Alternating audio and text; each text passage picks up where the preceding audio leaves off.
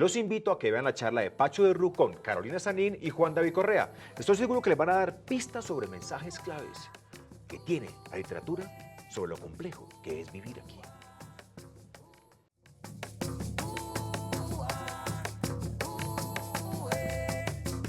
Carolina y Juan David, gracias por estar en este rato para que podamos conversar acerca de la literatura y el conflicto.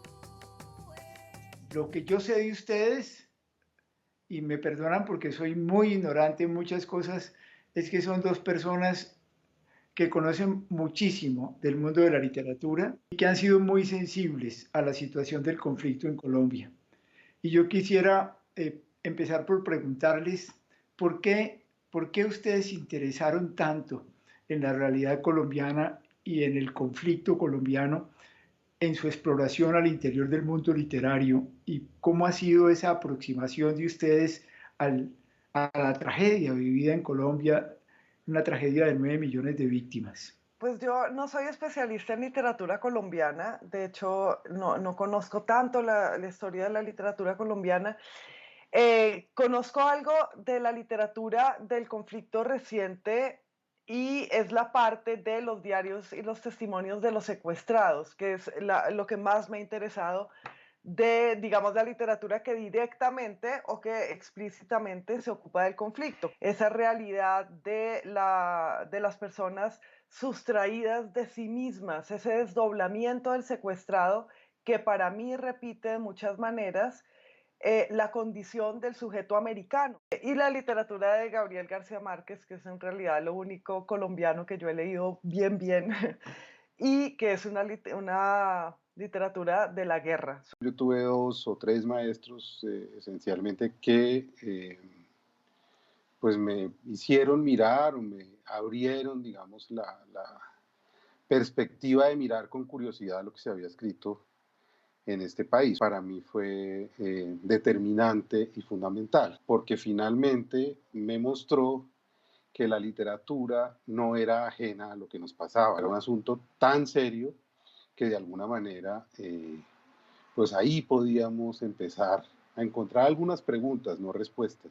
La historia de lo que se ha escrito en este país, en la etapa republicana o incluso antes, en la etapa de la colonia, fundamentalmente es literatura cargada de lo que somos, de una gran violencia y una gran pregunta sobre por qué nuestro destino de alguna manera se sigue resolviendo es ahí, en la violencia. Entonces, un poco esa es mi historia y mi interés por lo que se ha escrito aquí.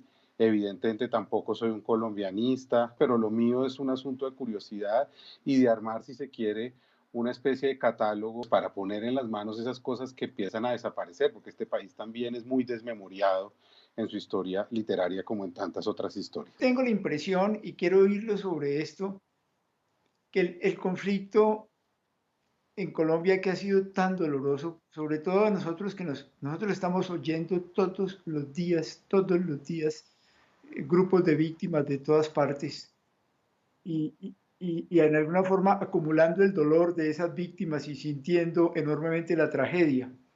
La sensación que yo tengo personal es de una fractura eh, humana supremamente honda, mucho más que, créanme, mucho más que el conflicto político, mucho más que el conflicto por las desigualdades económicas, una ruptura humana descomunal, en que yo sí creo que la literatura tiene una fuerza que no tiene nadie, porque tiene esa capacidad, sin comprometerse con teorías, de entregarnos el corazón humano de un pueblo. Pero ¿qué nos ha pasado en Colombia? Eh, ¿O es que eso ha sido muy baja o no ha sido tenido en cuenta? Pero mi sentir es que hay una especie de inconsciencia colectiva sobre la gravedad de lo que hemos sido y seguimos siendo. ¿Ustedes qué piensan en eso? ¿Qué sienten?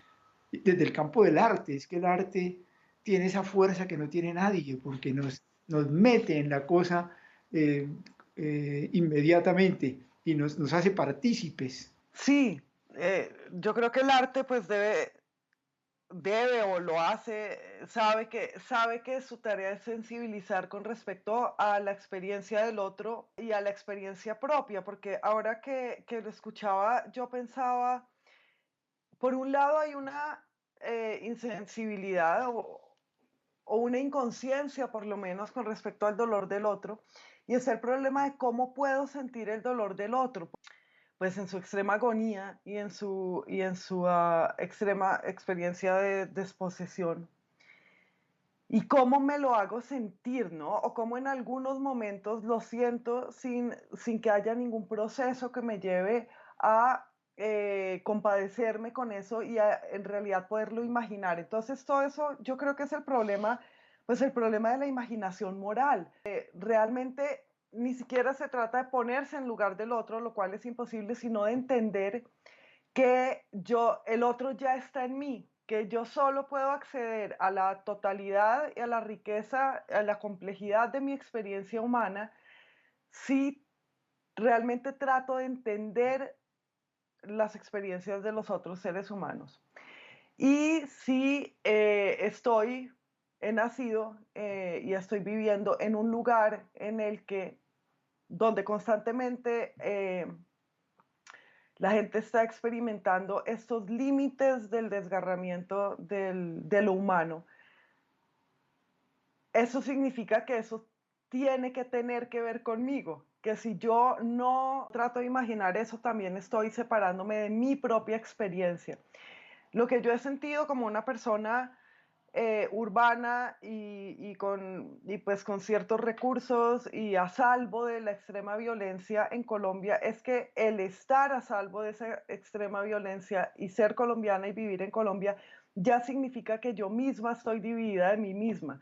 Que eso esté pasando significa que me está pasando porque soy de aquí y porque estoy viva al mismo tiempo que eso y porque hay un montón de, pues muchos hilos que vinculan mi experiencia con la experiencia de cada una de las personas a quienes les ha pasado eso, ¿no? Entonces, yo pienso mucho en esa imaginación moral que consiste casi en darse cuenta de que si uno no incorpora las historias de los otros, no puede contarse completa su propia historia y que para entender su propia historia tiene que incorporar esas, pero no solo en su particularidad, sino en lo que tienen en común todos los sufrimientos. Y entonces está el problema de lo imaginable y lo inimaginable, hasta qué punto realmente no puedo imaginar un dolor, un dolor de la guerra como pues los que usted ha estado repasando ahora, y hasta qué punto es mi responsabilidad imaginarlo de otras maneras. Entonces, a eso me refería con que tal vez la literatura que algunos escribimos, aunque no describa el conflicto y aunque no describa las masacres, es una literatura que lleva en sí la ruptura de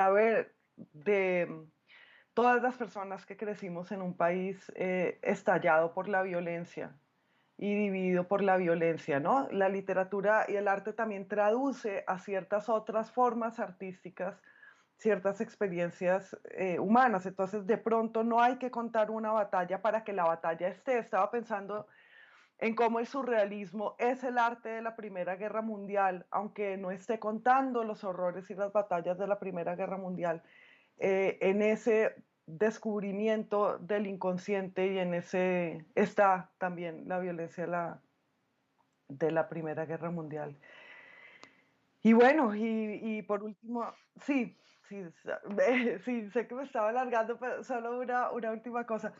Y es como supongo que podríamos pensar también en los vínculos entre las artes y en nuevos vínculos entre la experiencia y las artes, en nuevos vínculos con las víctimas, que es lo que ha hecho Doris Salcedo, por ejemplo, lo que hizo Doris Salcedo con su obra, para hacer arte con, con la experiencia y transformando la experiencia. Por eso a mí la obra de Fragmentos me parece tan importante.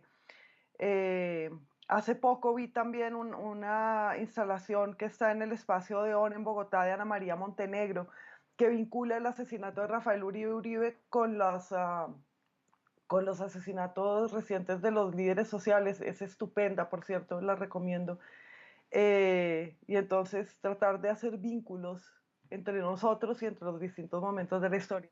Me parece interesante por lo que planteaste de la experiencia de ser nosotros seres divididos en Colombia y seres divididos profundamente por la- la- las dobles vidas que estamos viviendo entre estar en el conflicto, como lo están viviendo miles en Colombia, y estar en sitios de confort o en sitios de protección al mismo tiempo, a sabiendas de que lo otro está pasando y de que son parte de nuestra familia. Y como tú lo planteas, yo no me puedo imaginar completamente si no los incorporo a ellos, y entonces se plantean preguntas morales muy complejas.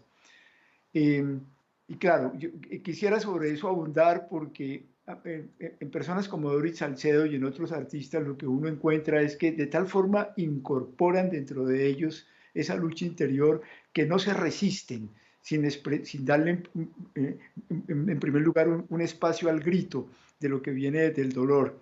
Yo quisiera escuchar sobre esto mismo a Juan David, y además Juan David, tú has estado escribiendo sobre los temas casi que esta mañana cuando me decían, sí, pero es que, por ejemplo, ¿por qué la FARC vino a hablar solamente hoy de que era responsable de lo de Álvaro Gómez? Y me acuerdo el título de tu libro, Casi nunca es tarde.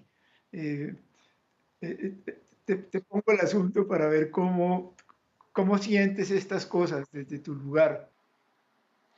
Pues, padre, yo pienso una cosa y es que como que en Colombia a veces tendemos a generalizar como desde un lugar, es decir, lo que nos resulta extraño lo generalizamos, lo volvemos como una cosa, y esa cosa que usted decía al principio es, ¿por qué la literatura colombiana no ha logrado suficientemente ser leída o, digamos, o ocuparse, si se quiere, de lo que nos ha ocurrido?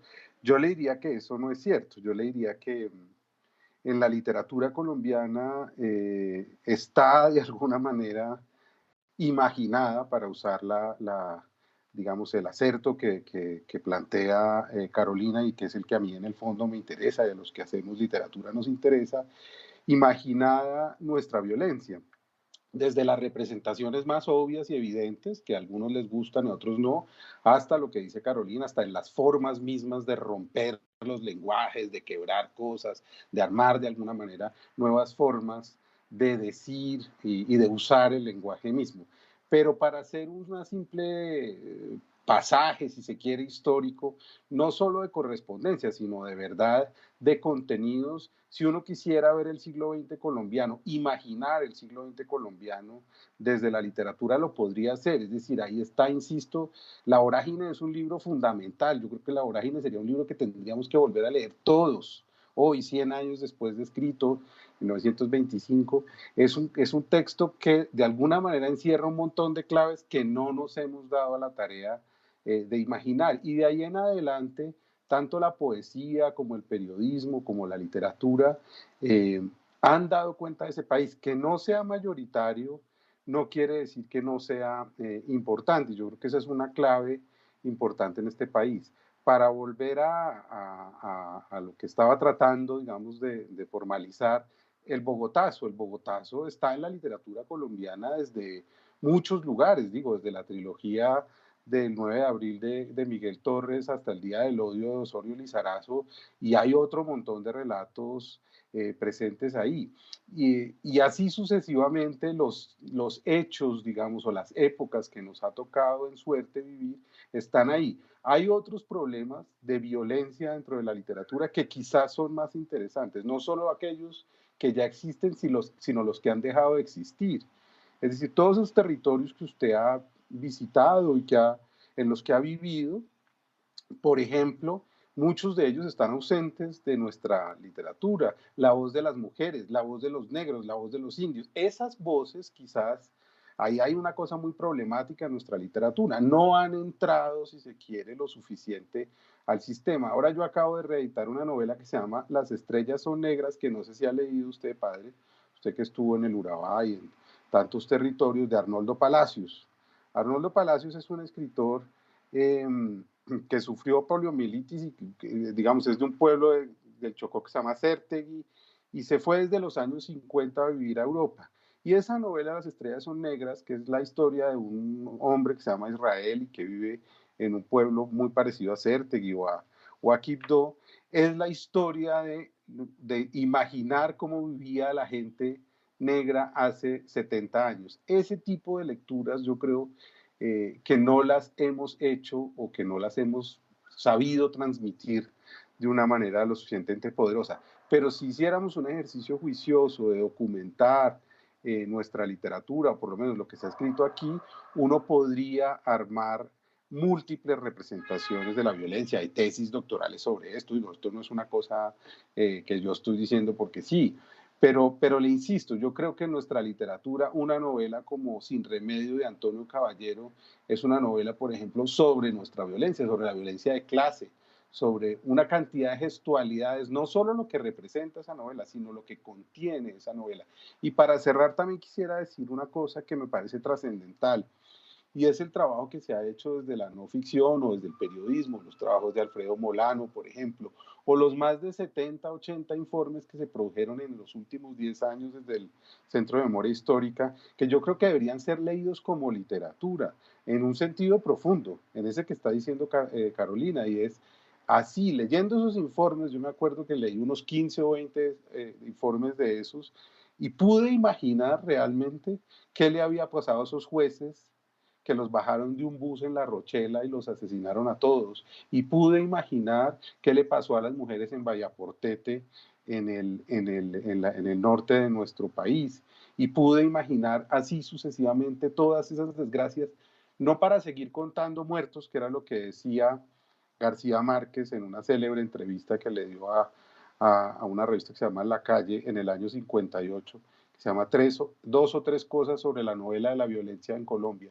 García Márquez decía una cosa muy lúcida a partir de una cantidad y una serie de novelas que se publicaron entre el 48 y el 58. Colombia no puede seguir contando solo lo que le pasó a los muertos, sino lo que le pasa a los vivos después de todas esas muertes.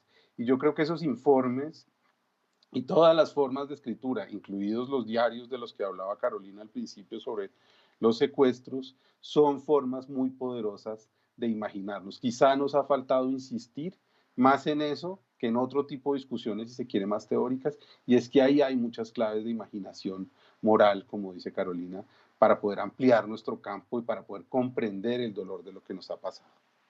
Juan David, por lo pronto, muchísimas gracias por llamarme la atención sobre evitar generalizaciones y sobre todo esta colección a lo largo del siglo, de un siglo en que va mostrando la pertinencia de la literatura desde los tiempos de la vorágines hasta acá, en lo que hace al acercarnos al dolor del país y a lo que ha sido la violencia y a la profundidad de lo vivido. Eso, francamente, te lo agradezco muchísimo y realmente lo que planteas pues, me hace pensar que en realidad estamos ante esto. Yo tengo la impresión, por ejemplo, de hoy en día en que nosotros tratamos de colocar la verdad de las cosas, que al mismo tiempo que la gente se impresiona ante lo que hay y lo conoce, no se produce una reacción frente a eso.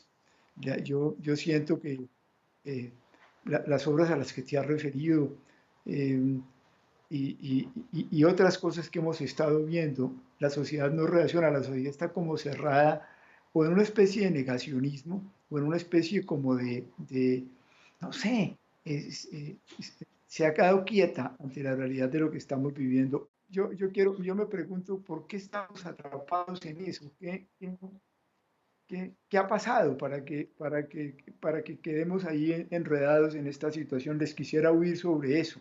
Ese es el problema del adormecimiento, me imagino, ¿no? De una sociedad o unas generaciones o una humanidad que no quiere despertarse, que quiere estar siempre medio dormida, y eso tiene que ver también con no querer crecer. O el otro día estaba pensando yo en esto, iba hablando hace poco en otra charla sobre esto, o de no querer nacer.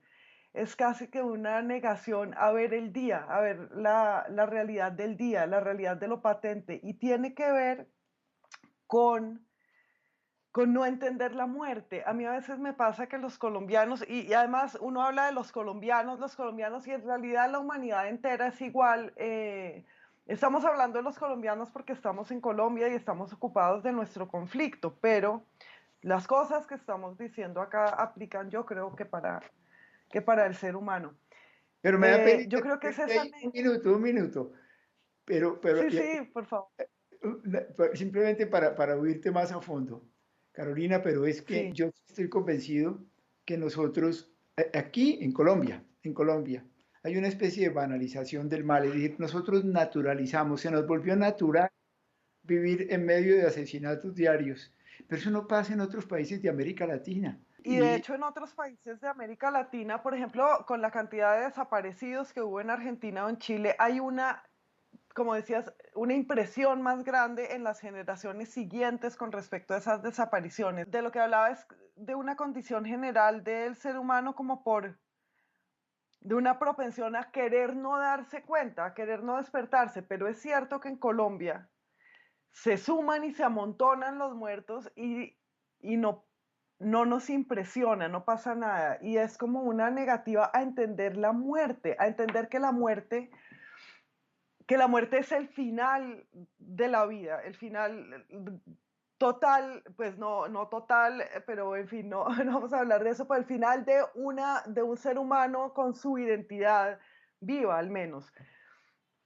Y ahí, y yo quisiera saber, yo creo que procede de eso, de no entender que con la muerte se acaba una persona y que es muy grave y que es todo lo que estoy diciendo suena pero grulladas, pero que es definitiva la muerte. Yo creo que los colombianos, y me cuento como que no entendemos eso, no entendemos lo definitivo de la muerte, como que oímos la muerte y pensamos que la muerte es un episodio, como si no nos creyéramos la verdad. Y esto se relaciona con lo otro de lo que estabas hablando, que a mí me ha impresionado mucho, y es la indisposición a creer la verdad. Ahora que las FARC confesó su papel en la muerte de Álvaro Gómez Hurtado y de otros, y como estás contando, no quieren creerle la verdad y además reprochan que estén diciendo eso, es, tiene que ver con esa indistinción entre la verdad o la mentira. Si dijeran no lo hicimos, o dijeran sí lo hicimos, o dijeran cuándo lo hicimos, como que el mensaje no tiene ninguna importancia, el contenido de ese mensaje, sino la enemistad ya prejuiciosa y ya establecida con quien lo esté diciendo, ¿no? Entonces no importa, la verdad, la mentira, la información y la opinión, todo se confunde, pero eso tiene que ver con esa confusión entre la vida y la muerte, con esa idea de que la muerte es un episodio. Y eso está en el primer cuento que García Márquez publicó, y perdón por volver tanto a él, que es La tercera resignación, es un cuento sobre un joven que está muerto, pero esperando morirse. Y está muerto y crece su cadáver eh, y está esperando su siguiente muerte. Y yo creo que en nosotros, Padre, está muy arraigada, sembrada esa idea de que la muerte no es muerte. Y no es solamente una idea religiosa, porque no es la idea de la esperanza en la salvación. Es otra cosa que quién sabe de dónde viene de, de confundirnos con la idea de la muerte. No nos ha entrado que la gente desaparece definitivamente, se acaba y que nuestra propia vida se acaba, es como una soberbia general.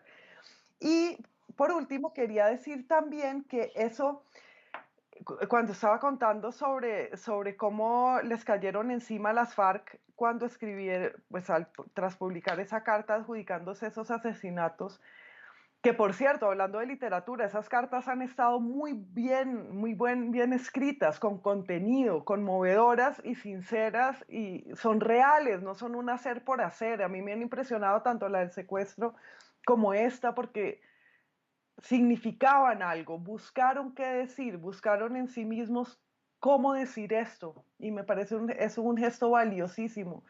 tan contrario del hacer por hacer o el hacer como si al que estamos acostumbrados en Colombia, pero el rechazo a esas cartas, y especialmente esta última, yo creo que se relaciona con la indisposición a escuchar el relato. Nosotros no oímos. Es como si ya hubiéramos oído lo que el otro nos tiene que decir, como un afán, como esa ansiedad colombiana de decir, yo ya oí lo que el otro tenía que decir, ya me imaginé que se murió gente, pero en realidad no se murió. Es una ansiedad constante, una imposibilidad para parar y tiene que ver con no leer.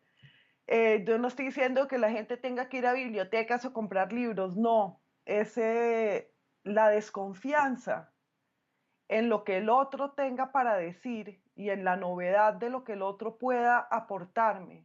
Por ejemplo, estas confesiones de las FARC o, por ejemplo, un relato de una víctima, tiene que ver con que no conozco la experiencia de entregarme al relato del otro, de un autor, y eso puede ser una tradición oral de narrar o la lectura, pero eso es lo que se llama la lectura. En la lectura simplemente confías en el relato del otro. Y cuando hablan de que Colombia debería leer más y no sé qué, pues es que leer más no es para informarse ni para contar libros como se cuentan muertos, sino para incorporar esa experiencia de la fe y de la confianza en el otro y en su experiencia. Juan David, ¿cómo la ve? Me gusta mucho lo que dice Carolina porque al final creo que lo que está diciendo sin decirlo, y perdón si la interpreto mal, es que en el fondo la vida también es un asunto literario, es decir, la verdad es un asunto de la literatura, ¿sí? Cuando uno lee, uno decide quién está diciendo la verdad o quién está diciendo la mentira. Y en Colombia, al final, lo que creo es que la verdad es legítima dependiendo de quién la diga. Es decir, el establecimiento colombiano ha construido una verdad a lo largo del tiempo, ¿cierto? Esta mañana yo escuchaba al hijo de Álvaro Gómez hablar, diciéndoles a las FARC que no les creía, como si él o como si su herencia, su propia herencia literaria, no fuera también una versión, es decir, el libro, los escritos de su abuelo en los años 50, de Laureano Gómez, o los de su padre Álvaro Gómez, finalmente también fueron versiones de esta realidad que nos ha tocado en suerte, pero esos relatos, por estar pronunciados desde un lugar de poder, se volvieron los relatos legítimos. Es un gesto muy violento que uno hoy quiera decirle, Carolina, yo quiero decirle a usted una cosa, quiero contarle una verdad que le atañe a usted y yo me quiero contarle a usted y decirle que esta es mi verdad y esto fue lo que ocurrió, así hayan pasado 50 años, pero para mí es importante y que Carolina me diga, como usted no es legítimo porque usted es un recién llegado, porque usted era un guerrillero, o porque usted era un narcotraficante, o porque usted era alguien que no estaba en este circuito del relato oficial, esa verdad a mí no me sirve. Eso es muy complejo en Colombia. Ese es un asunto de la literatura profunda, quiero decir. Es decir, ¿a quién le vamos a creer? Si no podemos creernos a nosotros mismos, si no podemos escucharnos, leernos, imaginar por qué es que esta verdad está apareciendo 25 años después y no pudo aparecer hace 15 o no pudo aparecer hace 10, sino como están apareciendo otras verdades. Seguramente hoy, en un mes que se conmemore los 35 años del Palacio de Justicia, yo acabo de terminar con unas palabras suyas, padre, un libro de Elena Urán sobre su padre, amigo No suyo, a sabía quien que lo usted estás conoció, editando. No Carlos sabía que lo Horacio estabas Urán. editando. Sí, señor, lo edité yo y pues ahí hay una verdad que ha sido silenciada sistemáticamente 35 años. ¿Qué le vamos a decir a Elena? ¿Por qué llegaste tan tarde? ¿Por qué escribiste tan tarde? ¿Por qué te demoraste hasta los 40 y tantos años que tienes para decir tu verdad, para poder... Eso es muy humillante y es muy arrogante del establecimiento colombiano que tiene que ver también, y eso tiene que ver también con nuestro sistema de producción intelectual. Y eso es otro asunto, pero eso también está en el corazón de estas conversaciones. Es decir, también lo que hemos leído es lo que nos han de alguna manera legado y señalado ciertos sistemas que han querido que leamos eso. Hay un montón de cosas que no hemos leído en este país y en eso yo voy a insistir siempre porque creo que es ahí donde también podemos empezar a cambiar un poco la ecuación.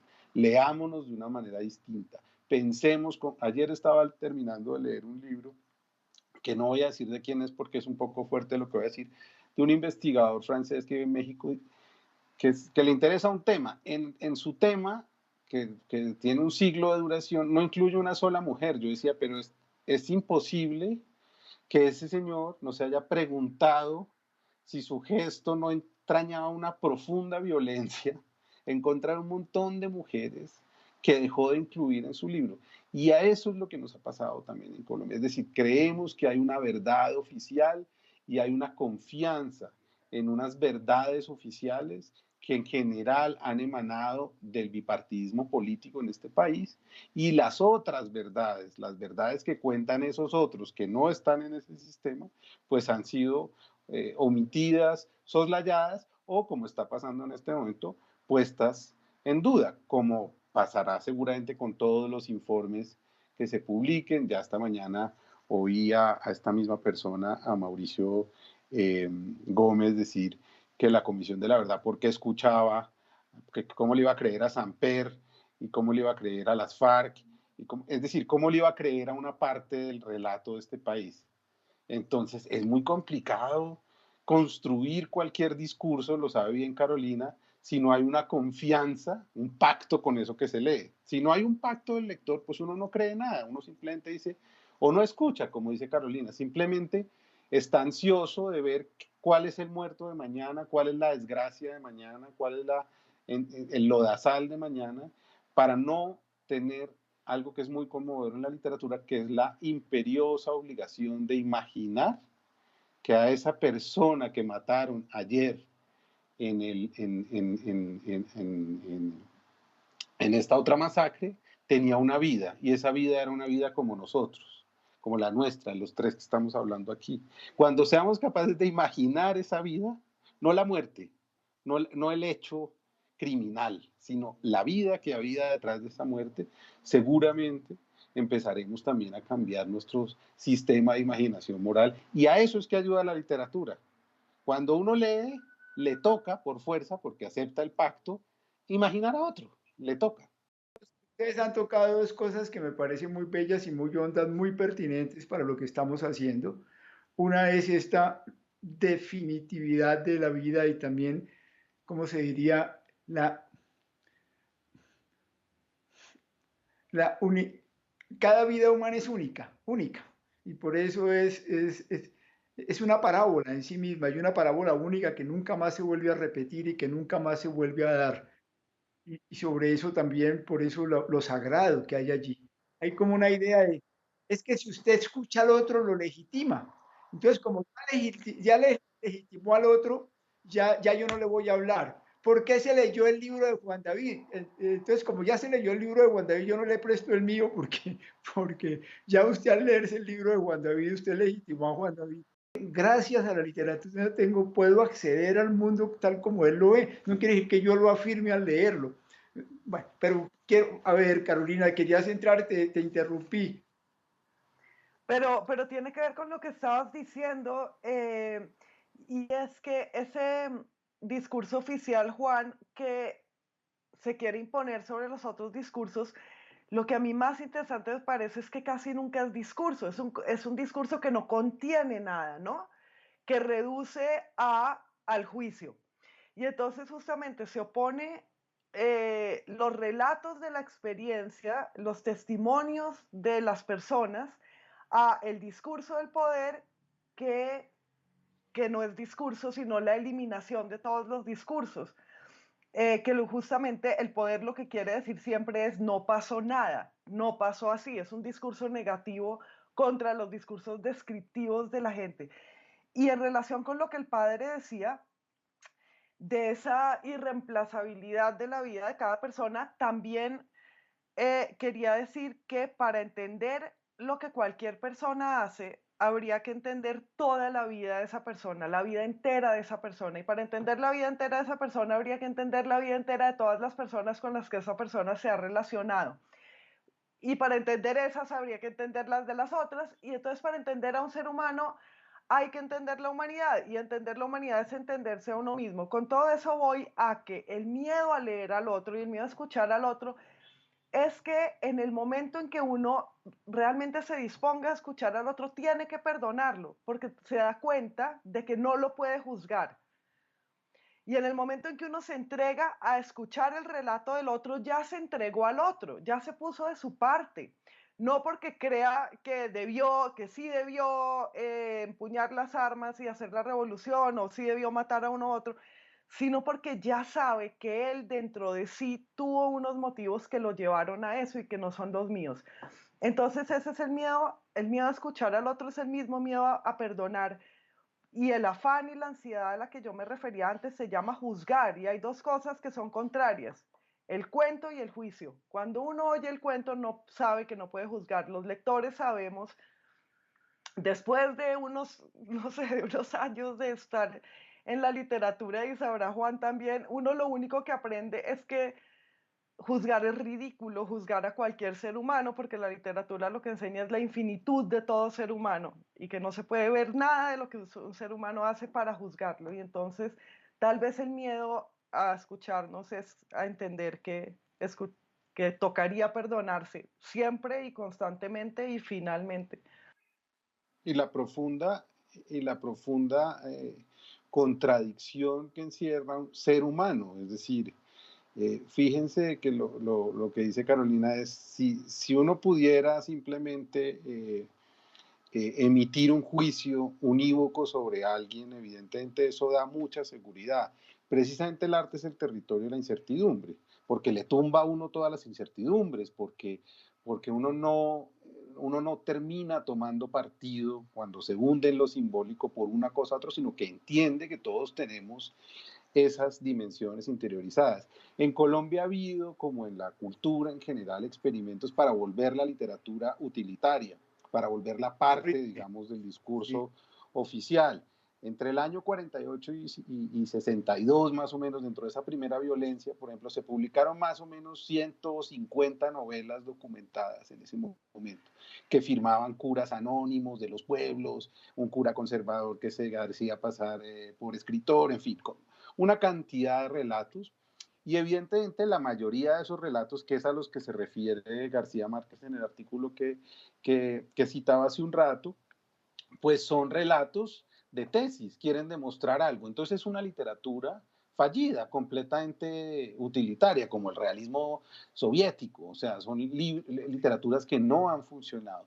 Lo que quiero decir con esto es que la literatura de verdad es mucho más compleja y quizás eso explica también esa distancia que hemos, porque nos aterraríamos, padre. Lo que quiero decir es, si nos sumergiéramos en la lectura de lo que hemos sido, de lo que vivimos en esos años y lo que estamos viviendo hoy, que se parece mucho a lo que vivimos en ese entonces, realmente nos conmoveríamos. Y ese es el papel esencial del arte. Cuando nosotros sintamos que la experiencia humana de ese otro es tan importante y es tan definitiva como la nuestra misma, en ese momento habremos convertido el poder mimético, si se quiere, del arte. Es decir, yo me hundo en la experiencia simbólica, no solamente lo tengo que ver, sino que leyendo puedo imaginar lo que le pasa.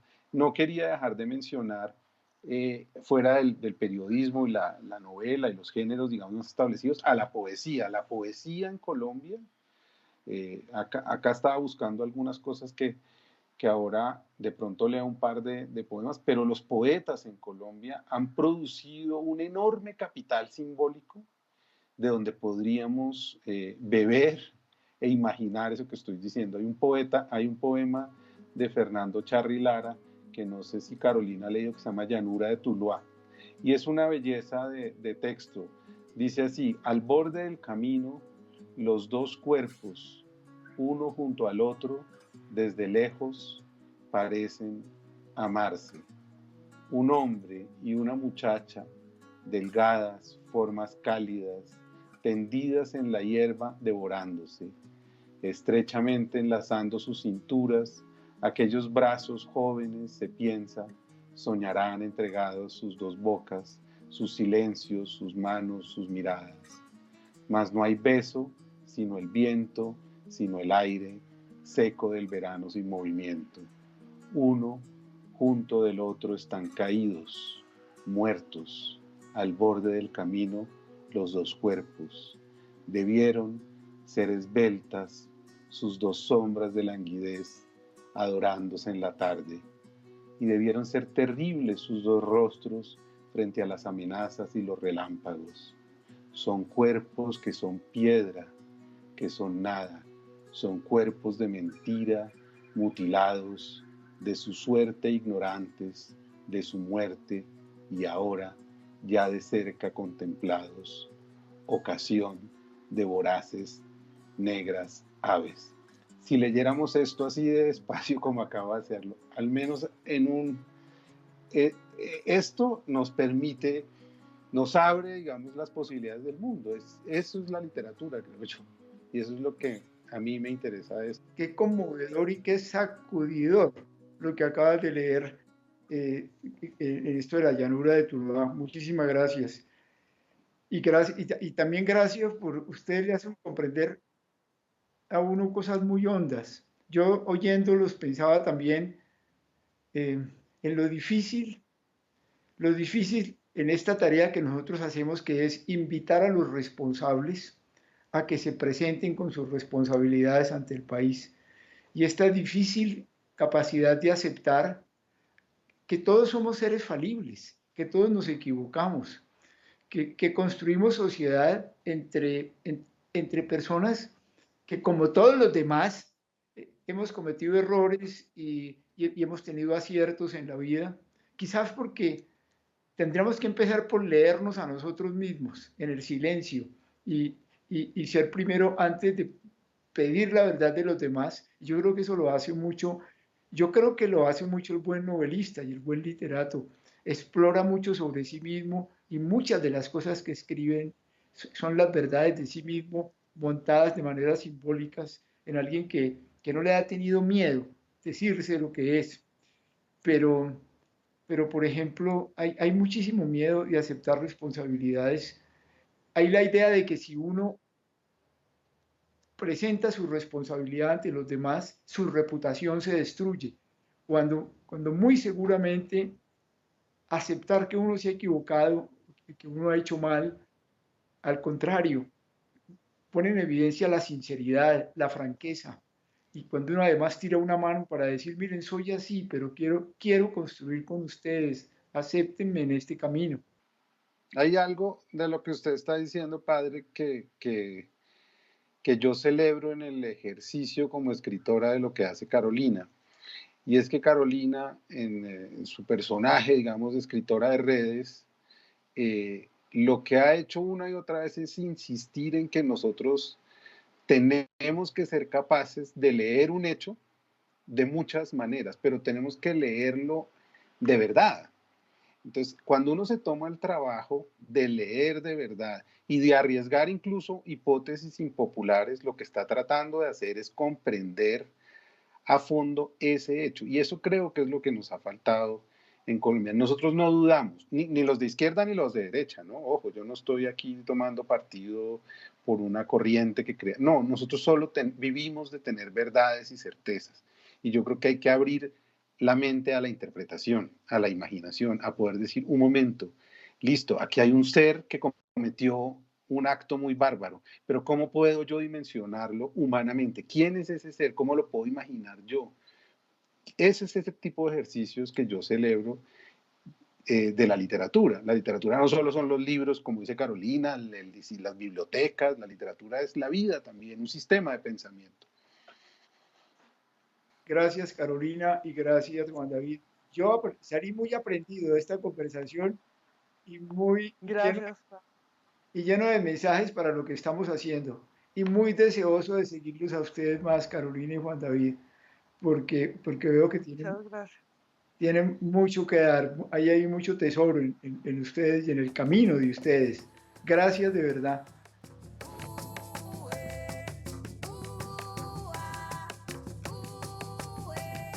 Hola.